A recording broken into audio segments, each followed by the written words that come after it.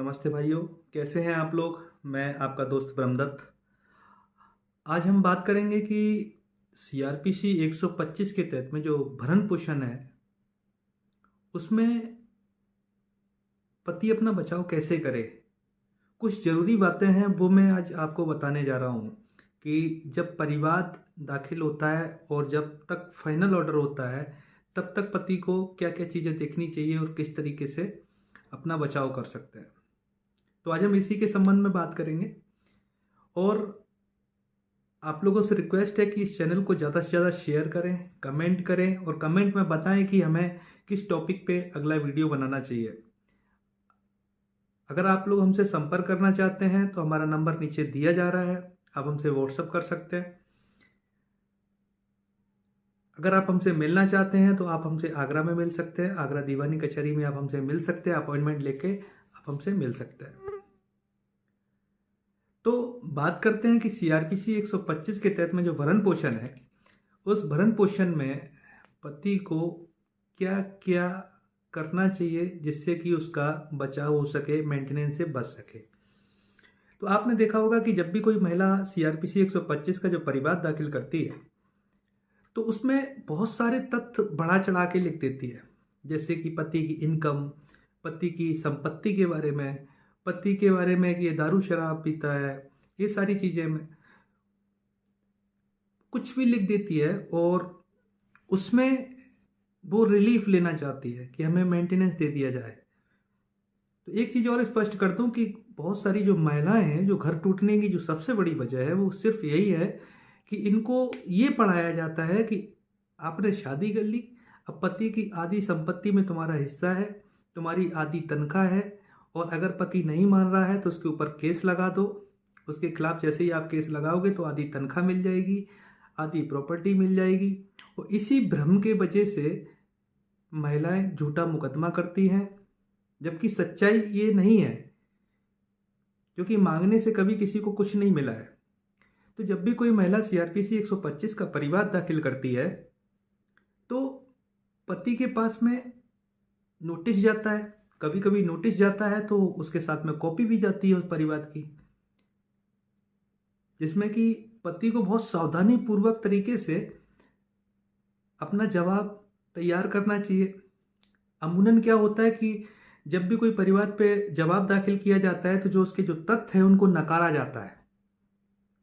हाँ या ना, हाँ या ना, ये गलत है, ये सही है, ये गलत है, ये सही है, और जवाब दाखिल कर दिया जाता है।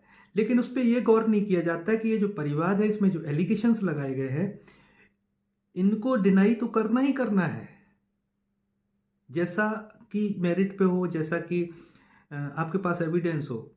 लेकिन उसके बाद में आपको अपनी भी कहानी उसमें लिख के चलनी है। आखिर में ये सारी चीजें क्यों हुई, कैसे आपको ब्लैकमेल किया गया, कैसे क्या। और जब भी आपके पास नोटिस जाए 125 सीआरपीसी का और परिवाद की कॉपी जाए, तो पति को एक कंप्लेंट पुलिस को ऑलरेडी करनी चाहिए।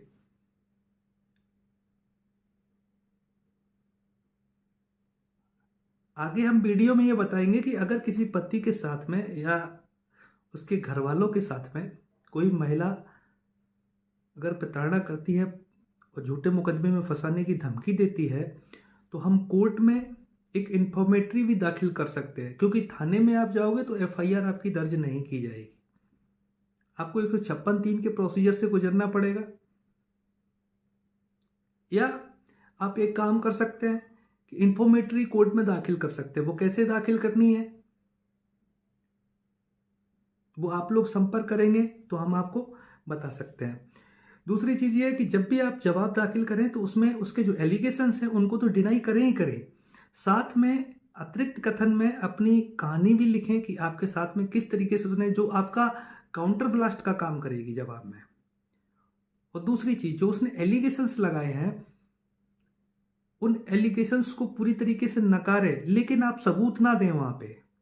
जब आपसे सबूत मांगे जाए तभी आपको सबूत देने होंगे। अगर महिला ने इंटरिम मेंटेनेंस के लिए कोई प्रार्थना पत्र दिया है, एफिडेविट लगाया है, तो आपको ये भी सावधानी रखनी पड़ेगी कि उस एफिडेविट पे ये देखना पड़ेगा कि आपको या आपके वकील को उसकी कॉपी रिसीव कराई गई है या नहीं कराई गई है। अगर आपके वकील को उसकी कॉपी रिसीव नहीं कराई गई है और आपने कोई जवाब दाखिल नहीं किया है उसके इंटरिम के एप्लीकेशन पे, और जब वो इंटरिम का एप्लीकेशन आपकी पत्नी द्वारा जब कोर्ट में दाखिल किया गया है, तो ये भी देखना होगा कि कोई भी एफिडेविट तब तक साक्ष्य के रूप में नहीं लिया जा सकता जब तक कि उसका ओरल मजिस्ट्रेट द्वारा अपनी अदालत की भाषा में ऑन राइटिंग ना हो। यह भी आपको देखना पड़ेगा। जब तक वो राइटिंग में नहीं होगा तब तक वो एविडेंस पे नहीं लिया जा सकता। तो आपको ये देखना पड़ेगा कि आपको कॉपी मिली है, उसका आपने जवाब दिया है या नहीं दिया है।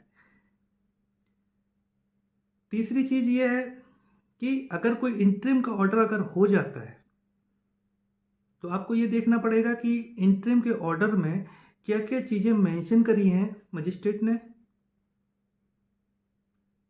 जैसे कि उसने, आपने देखा होगा कि अमूमन जो महिलाएं हैं, जो परिवाद होता है, उसी परिवाद के तर्ज पे ही इंटरिम के लिए एफिडेविट देती है, एप्लीकेशन मूव करती है, और उन सारी चीजों को सत्य मानते हुए इंटरिम का आदेश जो है एक पक्षी रूप से पारित कर दिया जाता है। तो आपको ये देखना है कि आखिर में जज जो मजिस्ट्रेट है, मजिस्ट्रेट ने मतलब मजिस्ट्रेट का संबंध जो है ना वो एडीजे से है। अपर जिला जज फैमिली कोर्ट एक्ट के तहत में स्पेशल कोर्ट होती है, तो एडीजे हम मजिस्ट्रेट बोल रहे हैं, कोई दिक्कत नहीं है। पहले मजिस्ट्रेट भी काम करते थे, जहां फैमिली कोर्ट नहीं थी वहां मजिस्ट्रेट ही सुनते थे।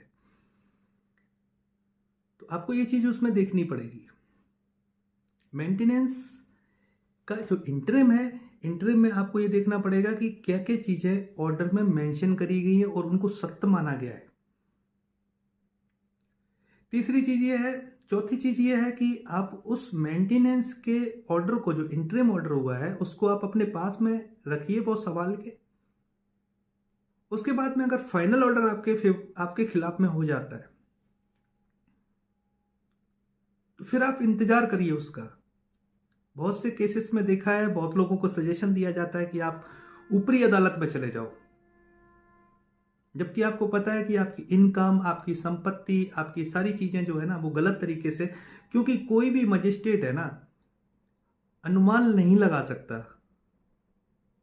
अगर एक्स पार्टी ऑर्डर कर रहा है, फाइनल ऑर्डर पे एक्स पार्टी ऑर्डर कर रहा है, तो वो अनुमान नहीं लगा सकता। फिर तो वही करना चाहिए जो उसने मांगा है। एक्स पार्टी का मतलब ये हुआ कि मतलब दूसरे पक्ष को सुना ही नहीं गया। अगर वो मेरिट पे डिसाइड कर रहा है तो वो अनुमान लगा सकता है, वो भी तब जब दोनों की फाइनेंशियल कंडीशन को देखा जाए। और इसी की तर्ज पे रजनीश वर्सेस नेहा में कहा गया है कि दोनों पक्ष है ना अपने अपने एफिडेविट देंगे।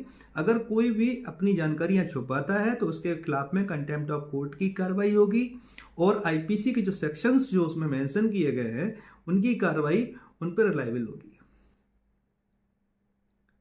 उसके बाद में अगर 125(3) में अगर एजुकेशन अगर फाइल कर दिया जाता है, तो एजुकेशन जैसे ही फाइल होगा तो उसमें क्या होगा, मैंने आपको अपने पिछले वीडियो में भी बता रखा है, तुरंत सम्मन के लिए आदेश होगा कि सम्मन भेजा जाए।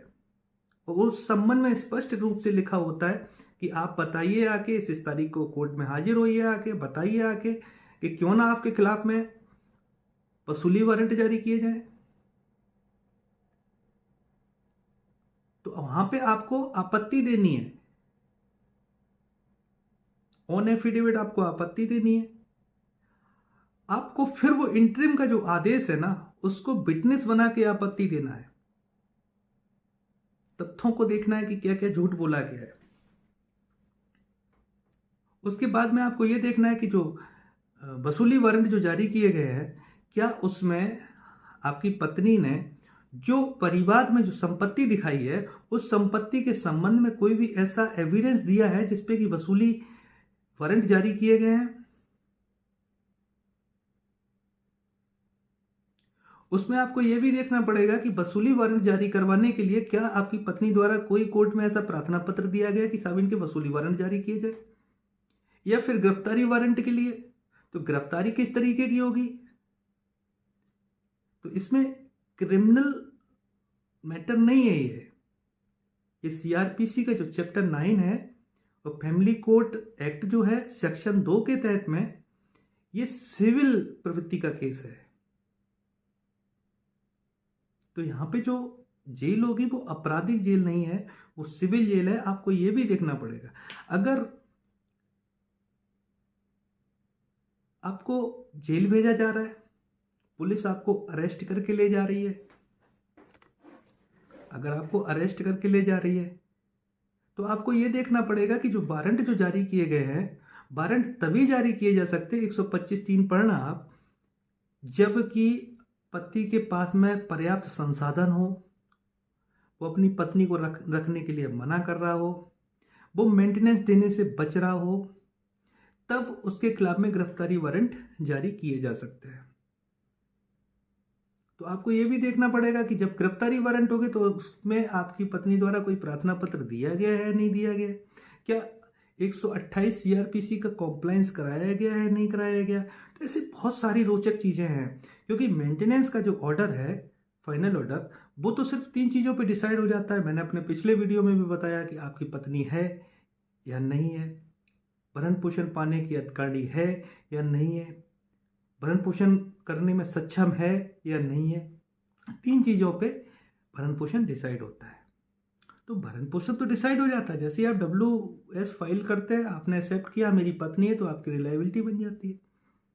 लेकिन जो मेन लड़ाई है वो कहाँ से स्टार्ट होती है? वो होती है 125(3) के बाद में। तो ऐसी बहुत सारी चीज़ें हैं, बहुत सारी ऐसी लीगलिटी है जिनको वॉयलेट किया जाता है, और 125(3) में सारी चीज़ों का जिक्र किया गया है। और थोड़ा सा ब्रीफ में और बता दूं कि जिन महिलाओं का मेंटेनेंस 3-3 साल, 2-2 साल, 4-4 साल का हो जाता है, वो एरियर के साथ में इकट्ठा मांगती है। तो ये भी नहीं है, जो करंट ईयर चल रही है 1 साल का ही 1 साल में मांगा जाएगा, पिछला कोई भी मेंटेनेंस नहीं दिया जा सकता। और जो जेल होती है वो सिविल जेल तब होगी जब लड़के के पास में पर्याप्त संसाधन हैं और ये चीज़ प्रूफ कर दी जाती है तब, और लड़का जो है यानी पति जो है वो मेंटेनेंस देने से बच रहा हो, साथ में अपनी वाइफ को नहीं रखना चाह रहा हो। और ये जो मेंटेनेंस जो है पूरी तरीके से एक बर्डन बन जाता है। तो इसलिए बहुत अच्छी तरीके से इसको डिफेंड करें। मैंने सारे पॉइंट आपको बता दिए हैं, आप अपनी फाइल में इस चीज़ को देखना जरूर। कभी कभी क्या होता है कि मेंटेनेंस के केस में जो सम्मन जारी किए जाते हैं वो छुपा दिए जाते हैं, ताकि कि गिरफ्तारी वारंट निकले, वसूली वारंट निकले, एक्स पार्टी ऑर्डर हो, बहुत सारे चीज़ें, और इसमें हमेशा छल कपट किया जाता है।